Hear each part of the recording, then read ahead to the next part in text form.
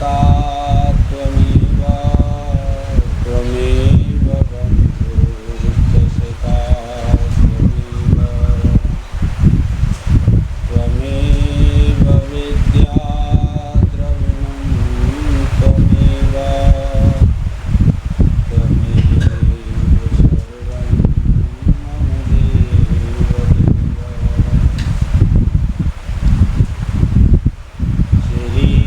श्रीहरिं परमानन्दमुपदेष्टारमीश्वरं व्यापकं सर्वलोकानां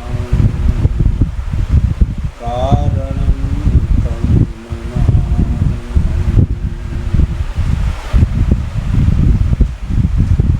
चैतन्यं सर्वगमं सर्वं सर्वभूतगुहाशयं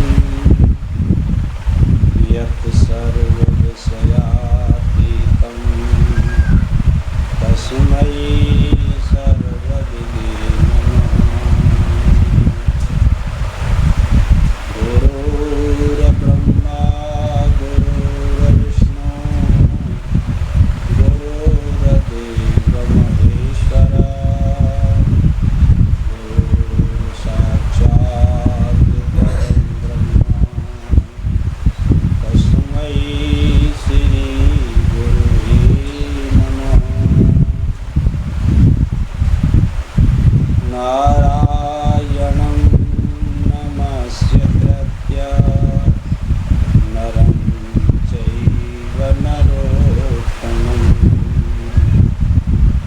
देवीं सरस्वतीं व्यासं ततो जयन्ती।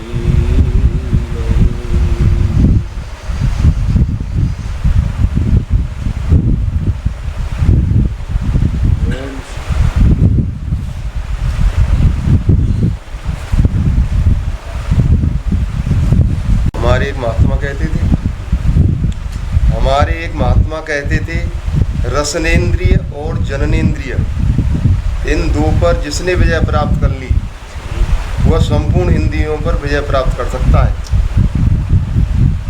और खाने पर विजय प्राप्त कर ली। देखिए इंद्रियों का आहार विषय है, समझे। उन विषयों की आहुति इंद्रियों में लगा दो। किससे? विचार दृष्टि से। आहुति केवल विवेक से विचार से लगती है इनकी। कोई ऐसे आहुति नहीं लगती कि सामग्री ली घी लिया और अग्नि में स्वाहा कर दिया, ऐसे नहीं लगती। आप लोग विचार दृष्टि लाएंगे कि ये सारे विषयों को भोगते भोगते अब मेरी वृद्धावस्था आ गई, पर अभी तक इनसे संतोष नहीं हुआ। तो अब विचार दृष्टि उत्पन्न हुई कि भाई इनमें आज तक स्थायी सुख नहीं मिला हमको, तो अब ऐसा है कि इनकी आहुति लगा दो। 5 विषय शब्द स्पर्श रूप रसगंध है ना। तो संकल्प किया इन विषयों का कि आज से सेवन नहीं करूँगा, आजीवन ब्रह्मचर्य का पालन करूँगा। तो आपने इन विषयों की आहुति और इंद्रियों में लगा दी। अब इंद्रिय अपना विषय ग्रहण नहीं करेंगी, आएगा काल। देखिए 3 स्थान बताए आसक्ति के। जीव बंधा हुआ है 3 स्थानों में, ज़्यादा मत ले। आसक्तिर्नम स्वंगः पुत्रदार ग्रहादिषु नित्यं संचित्तं निष्ठानिष्ठो उपपत्तिषु है। कितनी बढ़िया बात है। भगवान कहते हैं स्त्री पुत्र और धन 3 आसक्ति के स्थान हैं। तो इनकी आहुति मन में लगा दो। हरी समझ।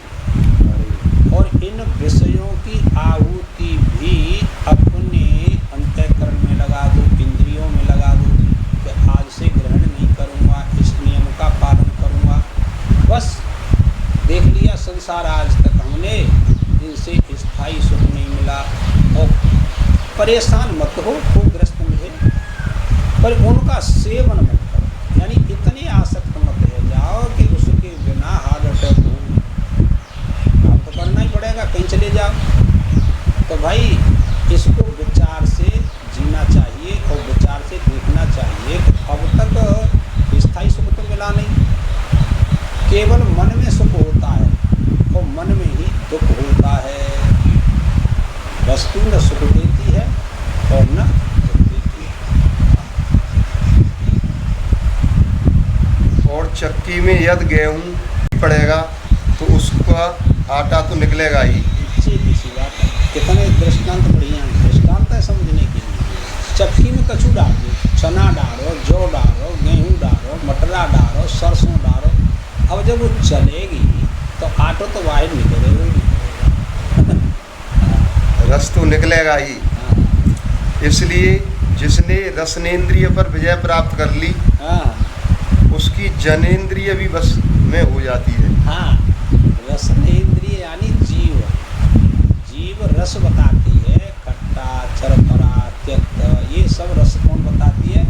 हमारी जीभ बताती है। तुमको पता है जीभ कैसे बताती है? जीभ के अग्रभाग पर एक बाल से भी 1000 गुना सूक्ष्म एक छिद्र है।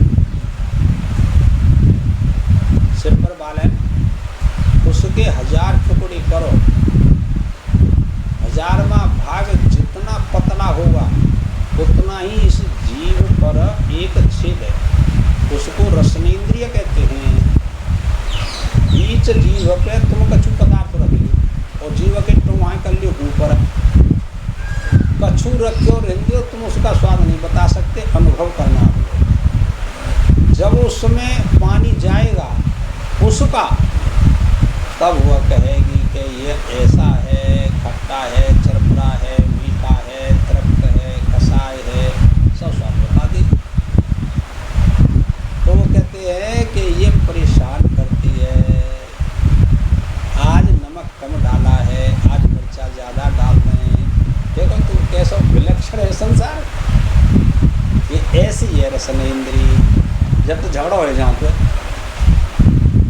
ने कहा कम डाल दे, जब सीट जी लड़ पड़ता है कंचन दे जी कहा करो है भाई, पर वो तो कोई बात ना है, शांति के हुआ है, आज खाई ले कर लेते हैं, देख के डाल दें, क्या परेशानी है, तो झगड़ा खत्म है वो।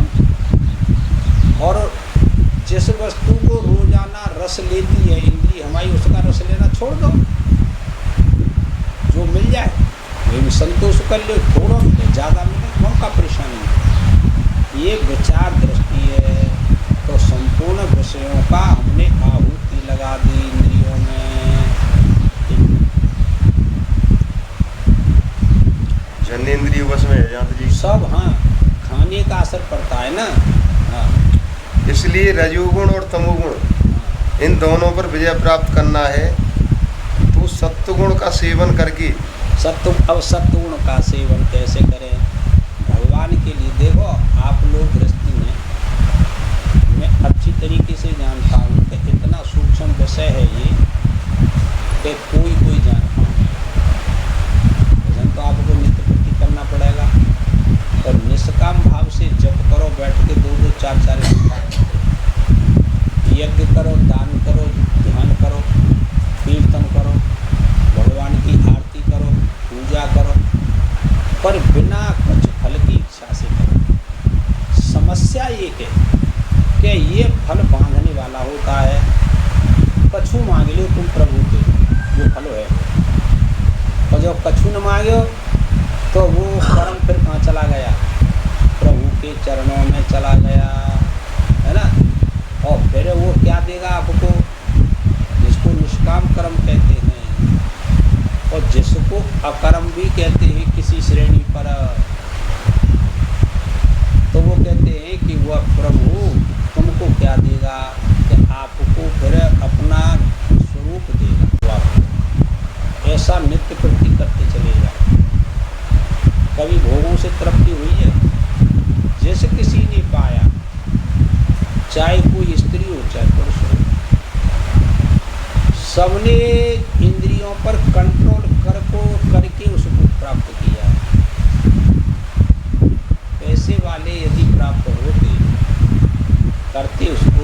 पैसे वाले ले जाते, गरीब आदमी क्या करता, तुम बताओ है? याज्ञवल्क्य के दो पत्नियां थी, मैत्रेयी और कात्यायनी। तो मैत्रेयी याज्ञवल्क्य महाराज के साथ सत्संगों में, शास्त्रार्थों में जाती थी रोजाना।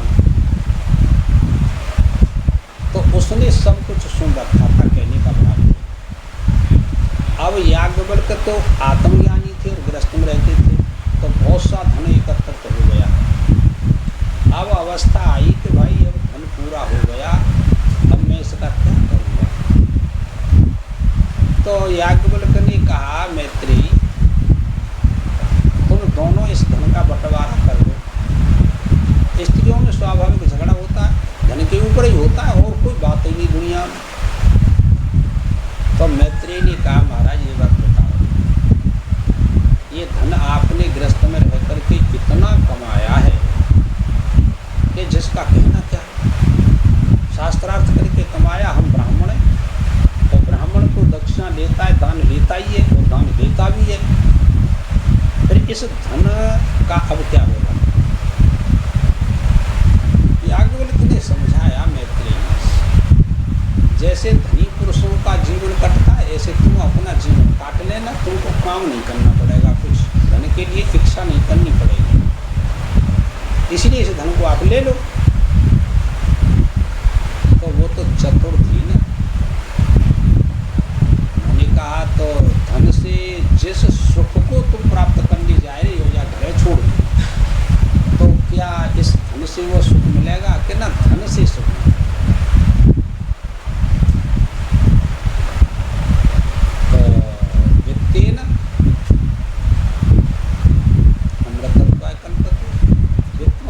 से अमृत तत्व की प्राप्ति नहीं होती, उस सुख की प्राप्ति नहीं होगी। क्यों? कि ये तो अनात्मा वस्तु है भाई। कि तो फिर कमाया क्यों तुमने? कि तुम्हारे लिए। अब मैं जा रहा हूँ, संन्यास लूँगा और भजन करूँगा भगवान का, तुम इसको ले लो। उन्होंने कहा जब इस धन से आप नहीं राजी, तो मैं क्या करूँगी इस धन का। कात्यायनी का मन था धन में, उसने कहा उसी को दे दो, तो सारा धन उसी को दे दिया। मैत्रेयी ने कहा साथ चलूंगी, मैं भी जंगल में रह करके तपस्या करूंगी, मेरा भी जीवन कितने दिन का है। जब धन से अमृत तत्व प्राप्त नहीं होता, परमात्मा प्राप्त नहीं होता, तो यह धन मेरे कोई काम का नहीं। छोड़ दिया। इतने बड़े आत्मज्ञानी उसका त्याग करके लाला पहाड़ों में, हिमालय में चले गए, दोनों जने, और अलग अलग रहे दोनों। ये तो कथा फिर और है। कहने का भाव ये है कि धन कमाना बुरी बात नहीं, पर धन में आसक्त हो जाना की बुरी बात है।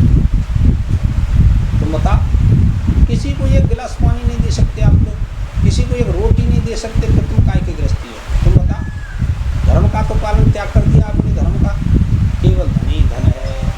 इसमें तितिक्षु ब्राह्मण का पहले आया है, उसने कैसे धन जोड़ा था, इसी के लिए तो आया कथा क्यों तितिक्षु ब्राह्मण की। उसी को कह रहे हैं कि ये कंट्रोल हो जाती है। खाने पर कंट्रोल कर ली तो इंद्रियों पर कंट्रोल हो जाए। तुम बिल्कुल मंत्र जप मत करो, ध्यान मत करो, बस इसी को विचार करते रहो, प्रभु से कहते रहो बैठ करके, प्रभु अपने चरणों में मेरे मन को लगा, किसी भी प्रकार से मैं आपका हूँ। मैं तो बहुत बड़ा पापी हूँ और आप पापियों के तो उद्धार करने वाले हैं। मैं आपकी शरण में हूँ, मेरा कल्याण करो, अपने में मेरे मन को लगाओ। इतने कहो करो, मंत्र जाप है। ज़्यादा ना है तो 108 बार कह दियो, और कम कह दियो। तुम तो काम करो और जब सोए रोटी खाएगी। क्या मानवता है आपको? मानवता थोड़ा ही। अब कोई मन में तुम मानव बने बैठे हो, पर मान बना होता ही। जैसे पशु खाए क्यों जब तक सो जाओ पर आते, ऐसे हम सो जाता है। अपने क्या भला किया मनुष्य जीवन प्राप्त करके, कोई लाभ नहीं।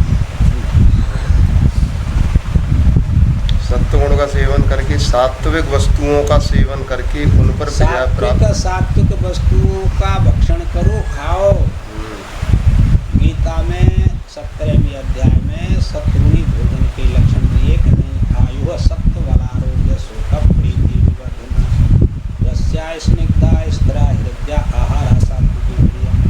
न ज़्यादा मिर्चा, न ज़्यादा नमक, न ज़्यादा खट्टी। वो कह रहे साधारण भोजन करो, बस चिकने हों, रसयुक्त हों, बासी न हो, ऐसी वस्तु मत खाओ। भगवान कह रहे ऐसा खाने से इंद्रिय अपने आप कंट्रोल में होने लगती है, भोजन का असर करता है।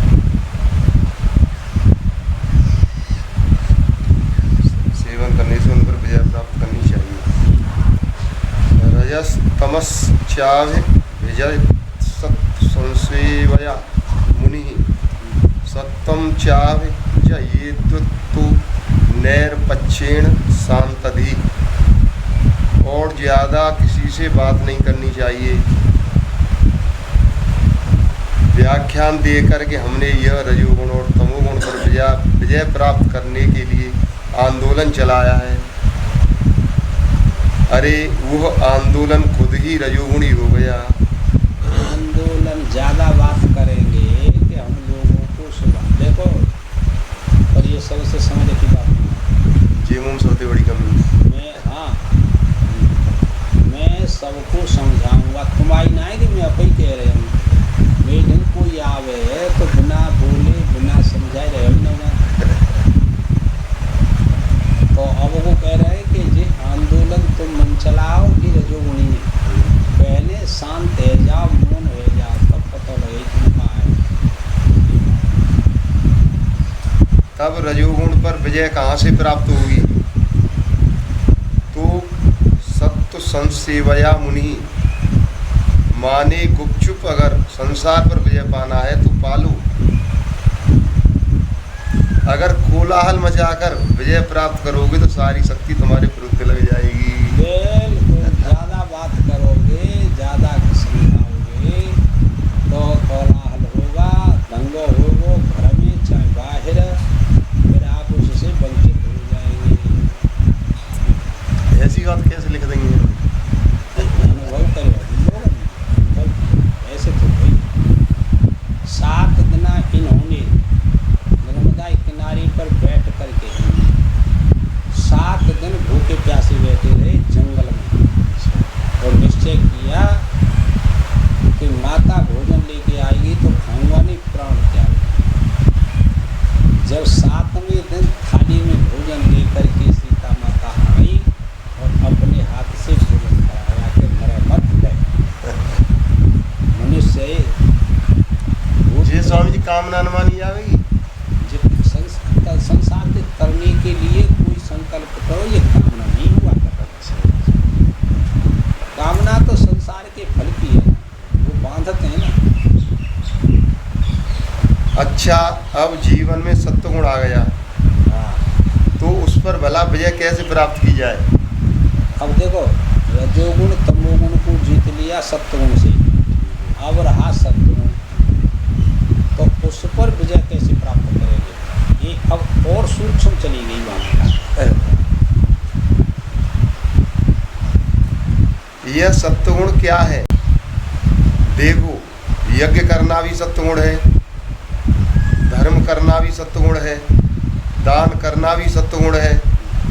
बोले कि अब इसी में लगे रहना है, नहीं, यह बाहरी सत्वगुण है। ये बाहरी धर्म की रक्षा के हेतु है, ठीक है ना। अब अंदर का जो सत्वगुण है उस पर दृष्टि डालते हैं। अपने जीवन में भीतरी सत्वगुण लाओ। वह क्या है? मन में शांति रहे, यह भीतरी सत्वगुण है।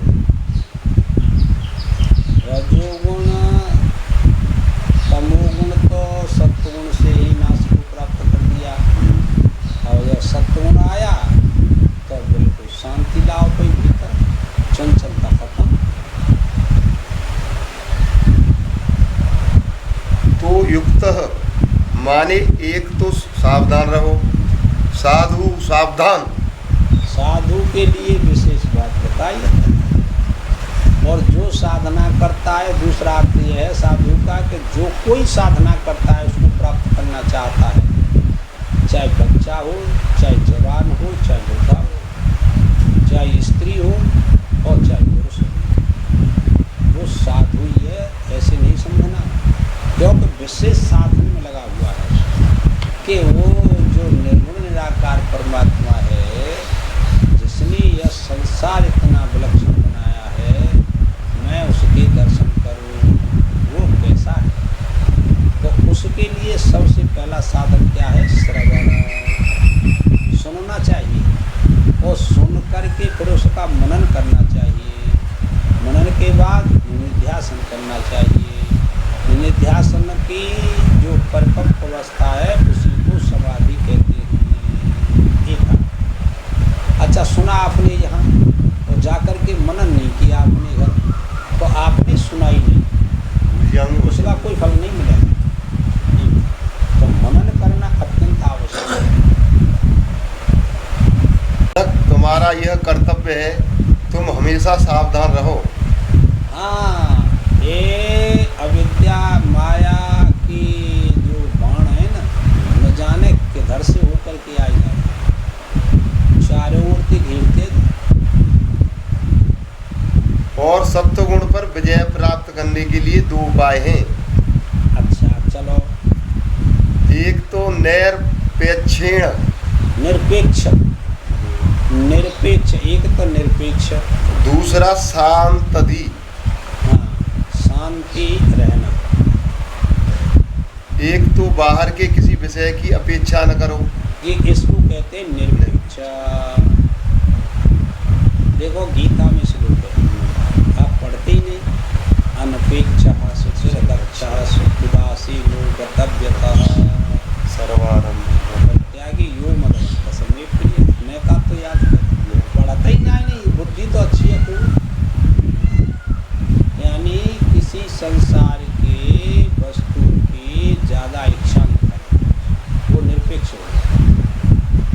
विचार, और देखो कि सब छूट गए तो इसी का हम अपने भीतर विचार कर रहे हैं, तो ये हो गया शुद्ध सत्व। अपेक्षा माने अंधा होना, अप और इच्छा। अंधा हो गया, बाहर की वस्तुओं से अंधे हो गए। अरे हमें दिख ही ना रहे, संसार की वस्तु लाभ ही ना है, हमें दिख रहे हो तो अंधे है कि नहीं है? भाई लाभ के लिए तो संसार के विषय में ग्रहण करता है, और वो दो छोड़ तुमन ने इंद्री में ते निकाल दो, बहुत शांति मिल जाएगी। शांति अपनी आप होगी। नो नष्ट तो नष्ट, दृष्टि का नाम अपेक्षा ही है। जब आदमी अपने घर में देखता है कि कोई चीज़ नहीं है, तब वह बाहर पाने के लिए जाता है। जिसने अपने हृदय में ईश्वर को नहीं देखा, वह बाहर घूमने के लिए जाता है। तो उसमें अपेक्षा बन जाती है कि हमको यह चाहिए, यह चाहिए, यह चाहिए। और उपेक्षा क्या है? तीर्थों को इसीलिए जाते हैं कि अपने घर में रह कर के हमने परमात्मा का दर्शन नहीं किया है, इसीलिए अन्यथा दर्शन करेंगे, चलो तीर्थों में, इसीलिए तो उनका भी फल प्राप्त होता है। पर जो वास्तविक सत्वगुण की जो अंतरंग दृष्टि थी, वो प्राप्त नहीं होगी, इसीलिए भटक रहे दुनिया में।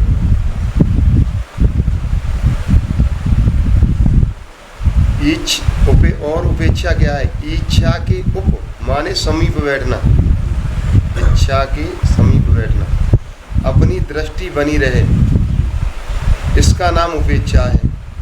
और अपनी दृष्टि नष्ट हो गई, अंधे हो गई, इसका नाम अपेक्षा है। तो जीवन में अपेक्षा न हो। अब दूसरा उपाय है शांतधीः, माने अपनी वृत्ति को शांत रखो, शांति को धारण करो। इतनी चंचलता रजोगुण की नहीं होनी चाहिए कि इतना ही लाभ लेकर के रहूँगा। कोई काम किया है, व्यापार किया है या कुछ किया है, कि इतना न कमा तो मर जाऊँगा, तो अशांति है कि वही ये द्रक्षाला हो, जो संतुष्ट हो, जो कुछ कर्म किया है उसका जो फल प्रभु देगा उतना ही पर्याप्त, बस।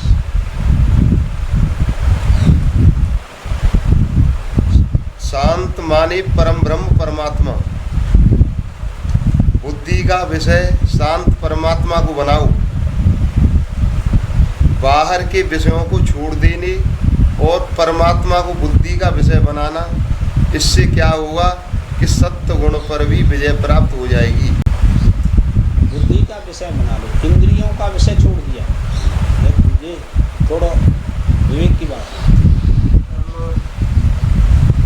इंद्रियों का विषय तो आपने छोड़ दिया,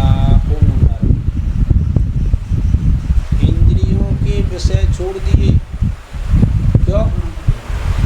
इंद्रियों से वह परमात्मा नहीं मिलता, इंद्रियों का विषय नहीं। ये तो वाचो निवर्तन्ते अप्राप्य मनसा से, इंद्री के साथ मन होगा तो इंद्री विषय को ग्रहण करती है, और मन नहीं होगा इंद्री के साथ में तो इंद्री अपना विषय ग्रहण नहीं करेगी, चुपचाप पड़ी रहेगी, चुपचाप, चाहे भले ही सामने वस्तु रखी है। अब वो कहते हैं कि बुद्धि का विषय तुम परमात्मा बना लो, इंद्रियों का साथ छोड़ दिया, तो बुद्धि में ऐसा निश्चय करो कि मैं उस आत्मा का दर्शन करूंगा, उसको प्राप्त करूंगा, उसका ज्ञान करूंगा। श्रुति तो वेद की कहती है आत्मानम चेत जानिया, अरे उस आत्मा को जानो। जानने का अर्थ होता है प्राप्त करना, दर्शन करना, जानने का। तो आत्मा को जानने के लिए ही यह मनुष्य शरीर प्राप्त हुआ है। और आत्मा को बिना जाने जो यहाँ से शरीर त्याग करके जाता है, भगवान कहते हैं कि वह तो कृपण ही निकला। उसने क्या कर लिया? कोई संसार के भोग संग्रह, चाहे स्त्री हो और चाहे पुरुष हो, सारा संसार भोग संग्रह में लगा हुआ है। और बिना, देखिए, घर आपको रहना है तो वैराग्य को साथ लेकर के जीवन जियो तो आपको परेशानी नहीं होगी। जब बैठो भजन करने तो वैराग्य धारण कर लो, ऐसा वैराग्य धारण करो कि अब मैं तेरी शरण में हूँ, मेरे को किसी स्त्री पुत्र धन से कोई आवश्यकता नहीं है, प्रभु मैं आपका हूँ। ऐसा गदगद कंठ कर लो, अश्रुधारा बहने लगे तो सब समर्पण हो गया उसके चरणों में। ऐसा भजन करो, ऐसा चिंतन करो, ऐसा ध्यान करो, तो उस आत्मा का दर्शन आपको हो जाएगा। पद्धति गुणैर मुक्तो जीवो जीवम विहाय माम, जीवो जीव विनिर्मुक्तो गुणैश्यासय संभवै, मय्येव ब्रह्मणा पूर्णो न बहिर्नान्तरश्चरेत्। इससे क्या होता है कि विषयों से, इंद्रियों से, अंतःकरण से, गुण के कार्य, जागृत, स्वप्न और सुषुप्ति से मुक्त होकर जीव की समग्र उपाधि को छोड़कर मुझसे एक हो जाता है। अब क्या होता है? सत्गुण पर विजय प्राप्त कर, ये तो बात प्रसंग चल रहा है ना। सत्गुण पर विजय प्राप्त कर ली जिसने, तो वो कहते हैं कि जीव की जितनी उपाधि थी उन सब का त्याग करके जीव मेरे से एकीभूत हो जाता है। जागृत उपाधि, स्वप्न उपाधि और सुषुप्ति उपाधि, इनसे उसने अपना कॉन्टैक्ट खत्म कर दिया। मुझे ये होती रहे तो कोई परेशानी नहीं है, पर वह इनमें अपना चित्त नहीं लगाता। पुरुष साधन वाला ही का, जब जीव उपाधि को छोड़ देता है, उपाधि माने जीव को चारों ओर से घेर कर रहने वाली जो चीज है, ये सब उपाधि है। उपाधि का लक्षण याद ना है, उपाधि का लक्षण याद करो। उपाधि का लक्षण क्या है?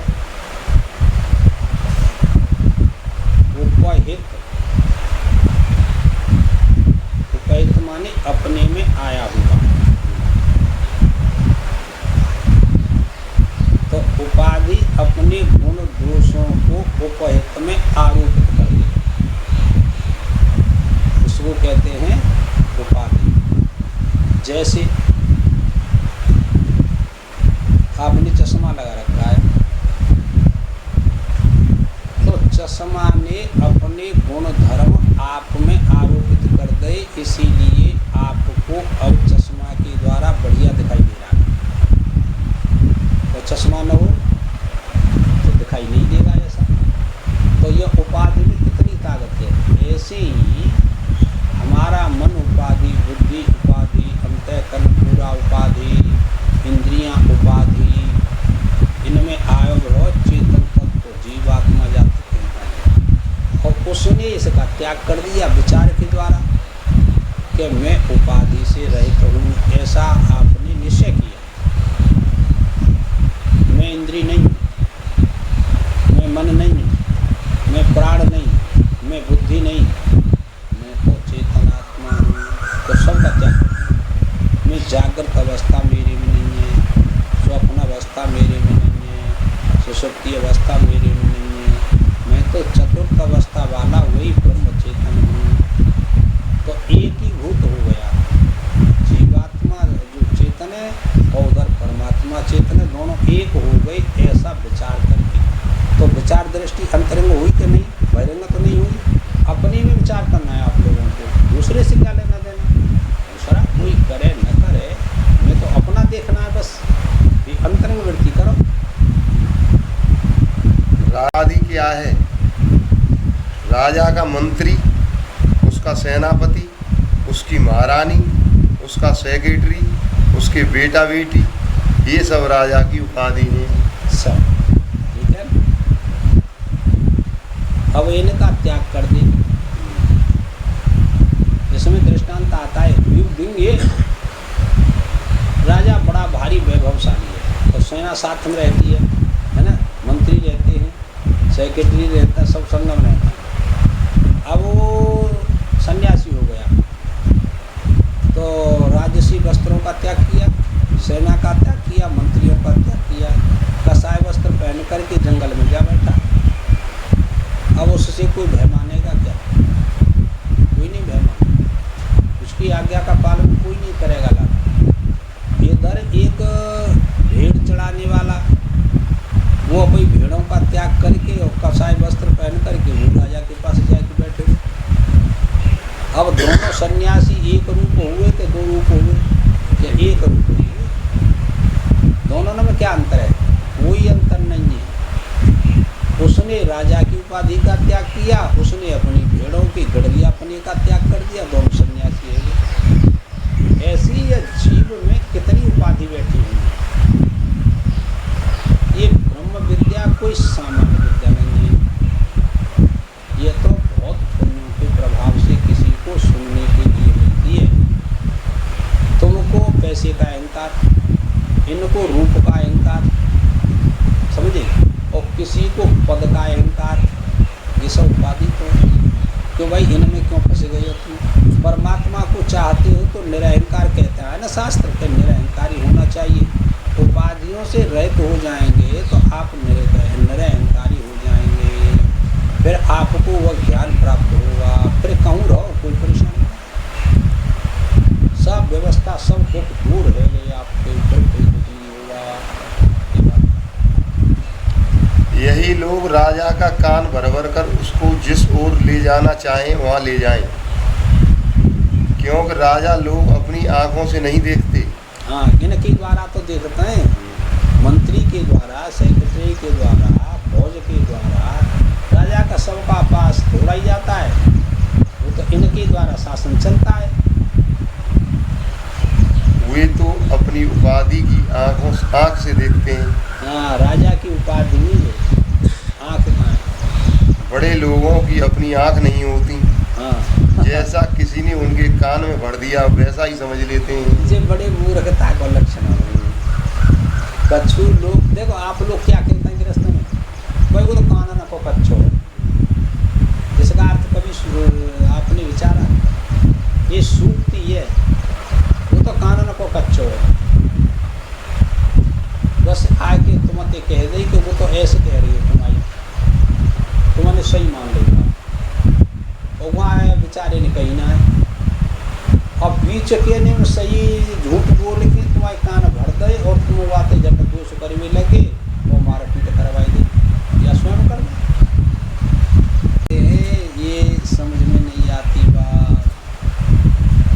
वानी अपराध करो ना है और हम बीच में कान भर के है वो कसा वानी सिखाई दे ऐसा कर दो भाई क्यों चुप कर रहे हो, पहले बात मुलाकात करें आपस में साक्षात बातचीत करो तो ठीक है। और दूसरे के कहे थे तुम कर रहे हो तो हमसे ज़्यादा मूर्ख कोई ना आती। तो यह जीव देह की आंख से देखता है, यह देह की आंख जीव की आंख नहीं है। वास्तविक नेत्र के शरीर में है तो जीव को जब बैठ के जीवात्मा नेत्रों से श्रोत्रों से नासिका से रसना से सब विषय देख रहे हो ना देख लो, पर ये वास्तविक जो नेत्र का है जिना होता हुआ जीवात्मा क्योंकि जितना उपाधि है जैसी उपाधि है ऐसे बैठ गए हो ऐसे कर्म करने लगे। यहाँ पर शरीर के अनुसार ही स्वभाव हुआ करता है। कैसे सिंह को स्वभाव हुए वह को शरीर सिंह हुए तो सिंह की कर्मण करेगा कि गौ की कर्मण कर लेगा, सिंह के ही करेगा और गौ के शरीर में बैठेगा तो गौ की कर्मण करेगा। तो ये उपाधि के अनुसार क्रिया करते जीवात्मा। और तुम्हें आते छूटन हो तो भाई शांति को धारण करके प्रभु से प्रार्थना करो, निष्काम भाव तो छूट जाओगे, ये ज्ञान हो जाएगा आप लोगों को।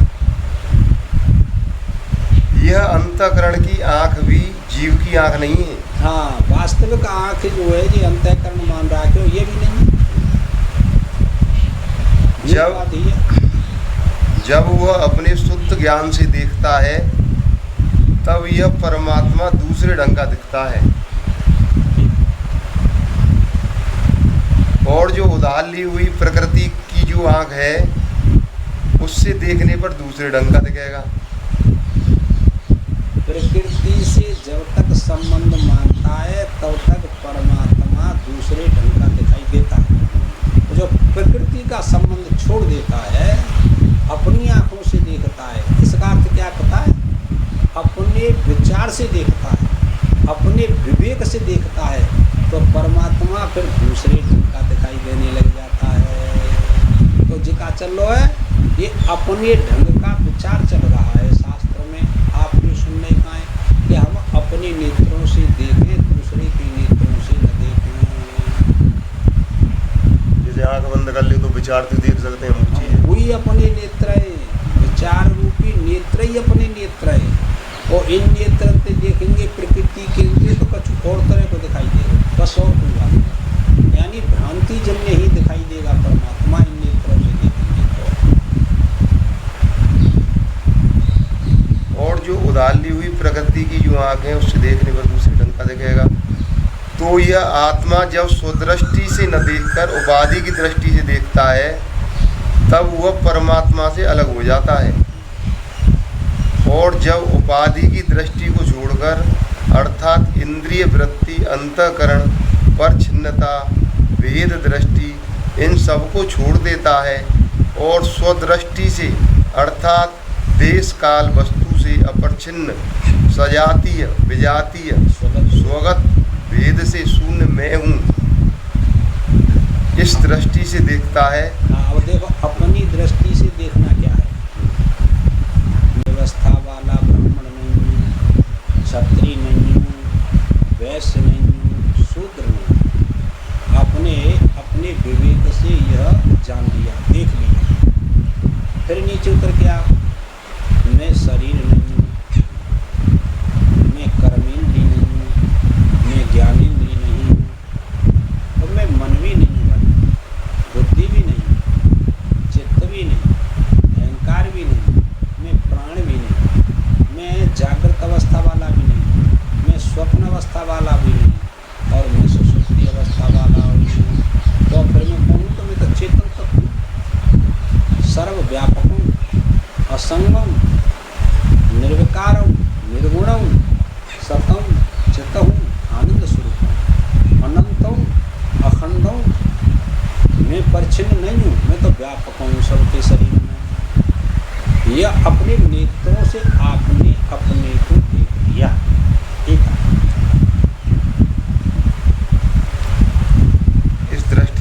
जीतता है तो अंतःकरण से मुक्त हो जाता है और परमात्मा से एक होकर उसके लिए न तो कुछ बाहर रहता है और न कुछ भीतर रहता है।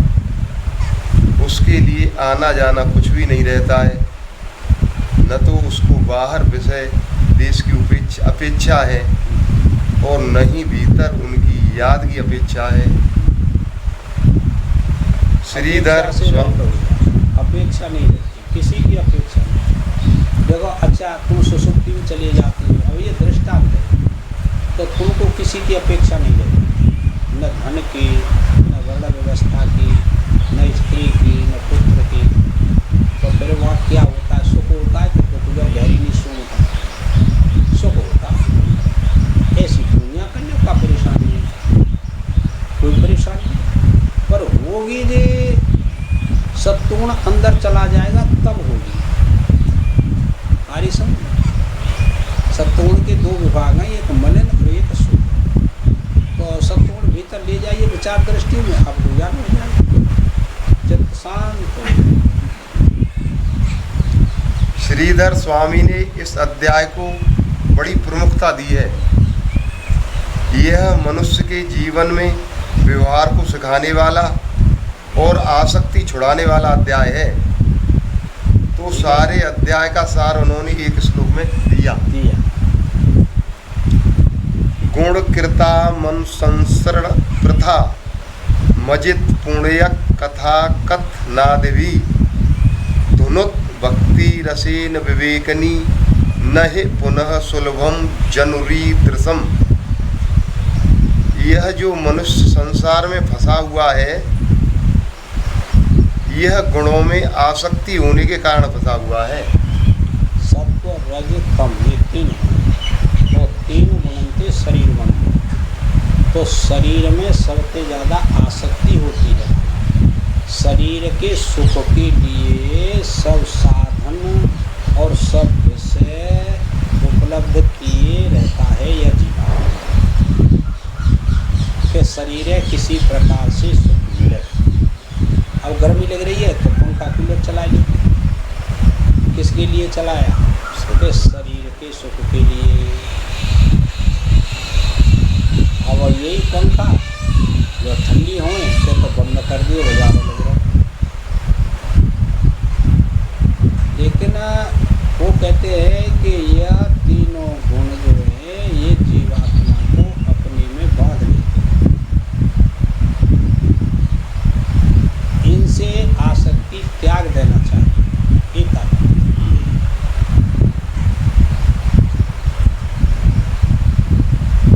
यह जो में फंसा हुआ है वो गुणों में आसक्ति होने के कारण फंसा हुआ है। इससे छूटने का उपाय क्या है? अजित पुण्य कथा कथ नादवी, भगवान की पावन कथा का कथन करें, श्रवण करें। हाँ, छूटना चाहते हो तीनों गुणों से तो भगवान की कथा निष्काम भाव से नित्य प्रति श्रवण करो। श्रवण नहीं करते, पठन करो, पाठ करो, रोजाना पढ़ो, गीता रामायण भागवत ये नित्य प्रति पढ़ो निष्काम भाव से। तब संसार के गुणों की फसावट छूटेगी। यह जो संसार में बारंबार जन्मने और मरने की प्रथा है, इसको भक्ति रस से धो डालो, नष्ट कर डालो। पुनरपि जननम पुनरपि मरणम पुनरपि जननी जठरी सैन। यह संसारे कल दुस्तारे कृपया पारे पाहि मुरारे। भज गोविंदम गोविंदम भज मूलते। कितना सुंदर लिखा भाषा है ना। लेना बार बार मर जाना, वह दुख आपको याद नहीं रहता। मरने का दुख जब बुद्धि में आकर के खड़ा होता है, जिस किसी पुरुष के हृदय में, तो रोंगटे खड़े हो जाते तो एक दिन तो मरना ही पड़ेगा। और कितना दुख होता है, असहनीय दुख होता है। और जब जन्म होता है इतना ही दुख जब होता है कि ओहो योनि से बाहर निकलना पड़ेगा। और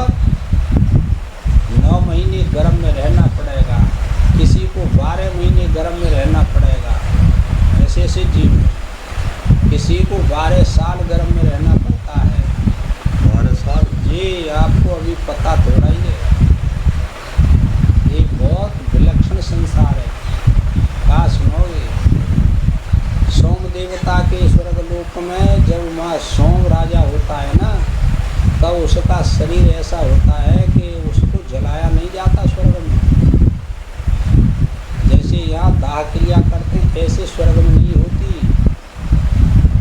स्वर्ग में मरते हैं तो नहीं? हाँ, अभी तुमको पता नहीं। हाँ, वहाँ भी मरते हैं। उसका शरीर गल जाता है, वही गल जाता है। जैसे बर्फ है ना, बर्फ गल जाती है, ऐसे ही उसका शरीर गल जाता है। उपनिषदों में दिया है, आप पढ़ते नहीं, ये कोई स्मृति है। सब याद आ जानते हैं। यहाँ तो कछु कर ले त्याई राजी है, खूब हंसी रे, मत करो भजन। नहे पुनः सुलभम जनुरीतसम, ऐसा सुंदर मनुष्य जन्म मिला है जिसमें दिल भी अच्छा और दिमाग भी अच्छा है। हाँ, ऐसा जन्म बारंबार नहीं मिलता। अब आ जाए काल की समझ में, ठीक है ना, आ जाए तो जो तो प्रवाह चल रहा है नदी को और भयंकर बाढ़ आ रही है। अब वहाँ में कोई जाए पड़े तो बाढ़ में फिर निकल रहा था, वही जाएगा जिन कहाँ तुम्हारे कहाँ जाएगा। ऐसी संसार की माया की लाला विषय की बाढ़ चल रही है।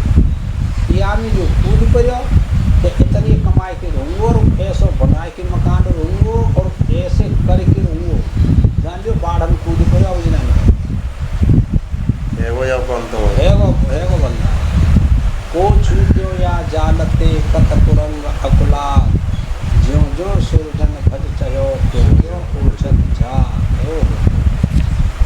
दाने बखेड़ दे वृक्ष के नीचे और जाल बिछा दे तो एरिया में कुलंग पक्षी देख के जाए फिर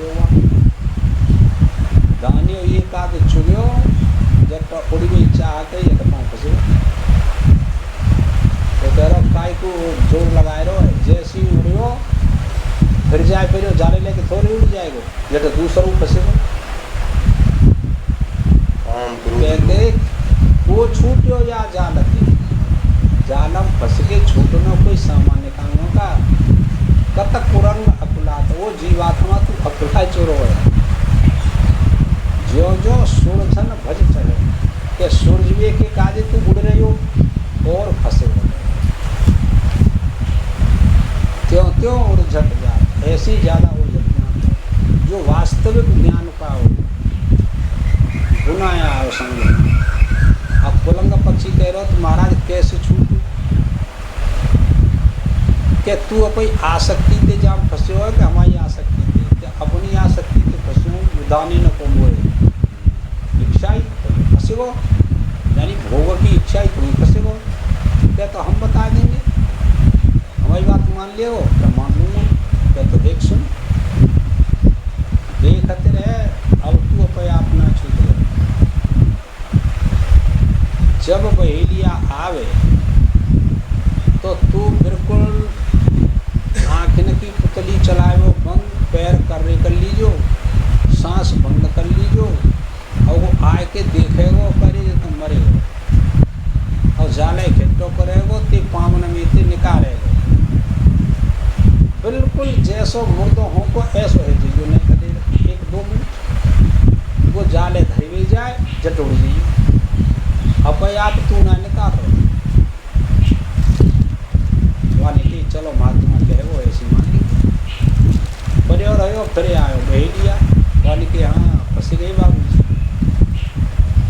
वाली की जाए के देखे हो अरे मर गो उससे कर लिया मर गया। जालो इकट्ठो करो चारे उड़ते फिर वह पैर न मिलते निकाल के तो कोई झोली में धर लूँ चाले तो नेक दूर पेड़ की जड़ में झोली धरी वहाँ में घर भी गयो वो समय अनुभव कर रही हो वहाँ के घर में गयो बस 2-4 डग धरी पुट की जटोड़ गयो आकाश में वहाँ की भाई पल्ले है गई शिकार आई और जटक तोड़ गई। युक्ति की प्रधानता होते संसार से छूटने की।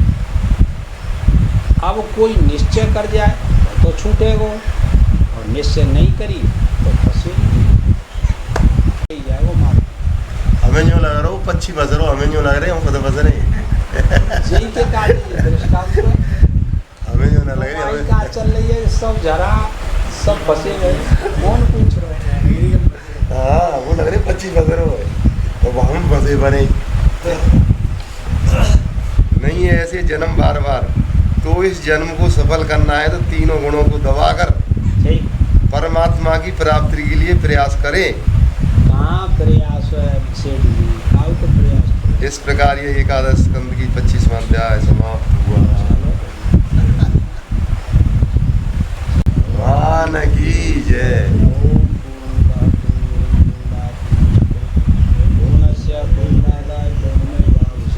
देखो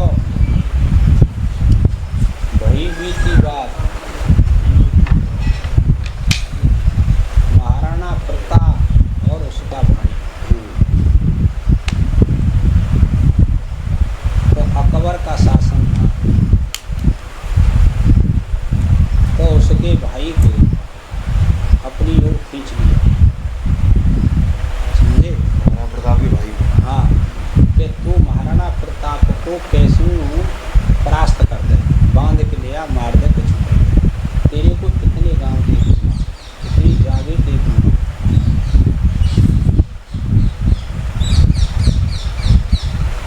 तो वाने विचार करो कहाँ सेना ले, तो बढ़िया बढ़िया सेना ले ले, तो खाइए तो इंतजाम करो, हम जा रहे हैं। अरावली की पहाड़ियों में महाराणा प्रताप रहते थे, 500 जवान थे केवल, पर राजा से कभी नवीनी छत्री थे। आज ऐसा थोड़ा ही है, देखना विचार कर। तो विचार किया कि चलो पकड़ करके लाऊंगा, मार करके। अपने भाई को स्वार्थ के वशीभूत होकर के, क्या समझे, चला गया। तो पत्री लिख करके दी अपने दूत को, तो जाकर के महाराणा प्रताप से कहो या तो संधि करे हमसे और नहीं युद्ध करे। भाई हाँ, हमारे पास इतनी सेना है। तो जाकर के चिट्ठी दी, महाराणा प्रताप ने पढ़ा कि भाई मेरा ही भाई स्वार्थ के वशीभूत होकर एक तो सर्वप्रथम धर्म का त्याग किया इसने, क्या क्षत्रिय और मुसलमानों के गुलाम बने, ये धर्म का त्याग हो। दूसरे, इसको शर्म भी नहीं आई कि मेरा भाई है। सहायता करने का तो इसका कर्तव्य था, लेकिन मारने का, पकड़ने का कोई कर्तव्य नहीं, ये पाप हो गया। चिट्ठी पढ़ी, कोई बात नहीं डाला। महाराणा प्रताप ने कहा उसे कि जा करके कह देना हम बिल्कुल लड़ने के लिए तैयार हैं, हम झुकने वाले नहीं। तो एक पत्र लिखा महाराणा प्रताप ने, स्वार्थ सुकृत श्रम विधान देख विहंग विचार, बाज पर आए पान पर तू पंछी नहीं मार। दोहा लिखा और जाकर के इसको दे देना तू उसको।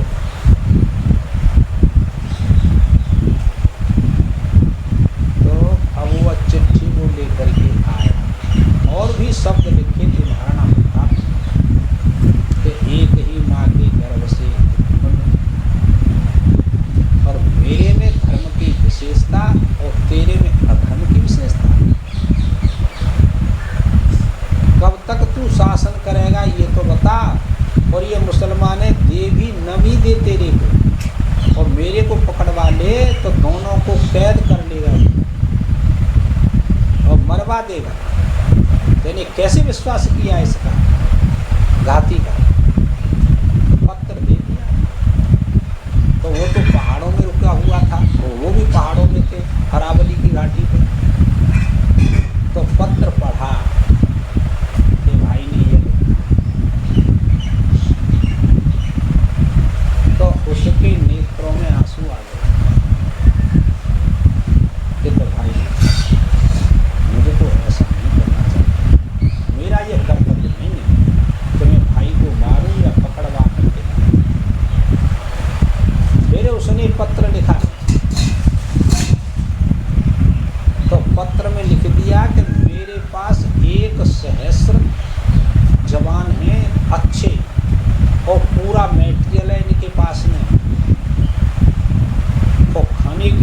पूरा पर्याप्त भोजन है। आधी रात्रि के समय मैं सबको सुला दूंगा, कोई पहरा वाला नहीं होगा आज। और ऐसे ऐसे इस रास्ते से आना अपने जवानों को लेकर के, और आकर के उन हथियारों पर अपना कब्जा कर लेना और मैं भाग जाऊंगा वहां से। ये जवान सब सो जाएंगे, किसी के पास हथियार नहीं होगा। सारी व्यवस्था बनाई और तुम अपने सेना में इन 1,000 जवानों को भर्ती कर लेना, अपने पक्ष में रखना, और कई महीनों का खाने का सामान है वहाँ ले जाना, यहाँ से उस सामान को। सारी व्यवस्था बनाई, पत्र को पढ़ा महाराणा प्रताप ने। तब इसका अर्थ समझ में आया, समझे, उसकी समझ में कि स्वार्थ सुकृत श्रम था। इसका अर्थ करते हैं कृतवा, तेरा कोई स्वार्थ सिद्ध नहीं होगा, परिश्रम व्यर्थ चला जाएगा। देख विहंग विचार, वो बाज पक्षी को पाल लेते हैं चिड़ियों को मारने वाले, तो वो बाज जो है चिड़ियों को मार मार करके अपने मालिक को देता है ला करके, पर उसको खाने के लिए नहीं देता। इसका अर्थ यह है, ऐसे ही तू मेरा भाई है और ये अकबर तेरे को फंसा लेगा, तेरे को राजशासन 1 इंच नहीं देगा, तेरा स्वार्थ सुकृत परिश्रम व्यर्थ चला जाएगा, और मेरे को मारने के लिए आया। बस ज्ञान हो गया, तभी तो पत्र दिया। तो भाई फिर उसने वही काम किया, रात्रि को आक्रमण किया, 1,000 जवान अपने पक्ष में कर लिए, सारे हथियारों को ले गया, 2-4 महीने का भोजन भी ले गया, तो उसकी शक्ति बढ़ गई। राजा सुबह गए तो कहा महाराज उसने आक्रमण कर दिया सोते हुए के ऊपर, और हमारे सैनिकों को अपने कब्जे में कर लिया, और मैं तो प्राण बचा करके मुश्किल से भागा। झूठ बोल दिया उसके भाई ने। तो झूठ क्या पाप लगा? नहीं, पाप नहीं लगा झूठ बोलने से। देश काल को देख करके झूठ भी बोला जाता है, और हमारा कोई वो नहीं स्वार्थ नहीं, बताओ क्या करें। तो ये संसार ऐसा नहीं समझना आप लोग। धर्म का ज्ञान शास्त्र कराता है, तुम नहीं जानते धर्म के विषय में कि धर्म क्या वस्तु है, धर्म क्या वस्तु। तो चलो, ये तो तुम्हारी स्थिति है, मनुष्य जन्म मिला है, आपका फैसला ये हो गया कि ये बड़ा सुंदर है, इसमें सारी वस्तु हैं, आप इसका सदुपयोग करो, आप फिर जाएंगे संसार से। बोलो सच्चिदानंद भगवान